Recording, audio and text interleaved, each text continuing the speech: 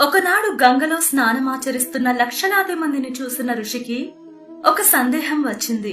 వెంటనే గంగా నదిని అడిగాడు, అమ్మా, ఎందరో ఎన్నో పాపాలు చేసి నదిలో మునకలేస్తున్నారు.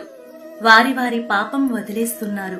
మరి ఇంత పాపభారం ఎలా మోస్తున్నావు తల్లి అని.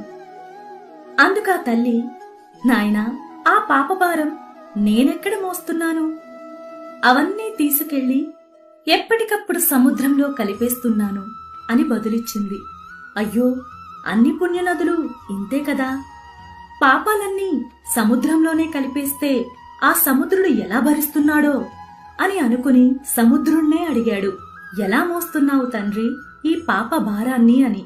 దానికి సముద్రుడు, నేనెక్కడ భరిస్తున్నాను, ఆ పాపాలను వెనువెంటనే ఆవిరిగా మార్చి పైన మేఘాలలోకి పంపించేస్తున్నాను అని బదులిచ్చాడు. అరే, ఎంతో తేలికగా కదిలిపోయే మేఘాలకు ఎంత కష్టం వచ్చిందని అనుకుంటూ, ఓ మేఘమాలికల్లారా, ఎలా భరిస్తున్నారు ఈ పాప భారాన్ని అని అడుగగా అవి పకపక నవ్వి, మేమెక్కడ భరిస్తున్నాం, ఎప్పటికప్పుడు వర్షరూపేణా మీ మీదే కురిపించేస్తున్నాం అని బదులిచ్చాయి. ఓహో, ఆ పాపాలన్నీ మన మీదే పడి మనమే అనుభవిస్తున్నామన్నమాట.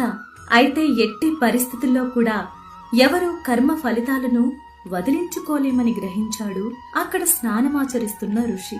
ఇదం తీర్థం మిదం తీర్థం భ్రమంతి తామస జనాః ఆత్మతీర్థం నజానంతి కథం మోక్షః శృణు ప్రియే.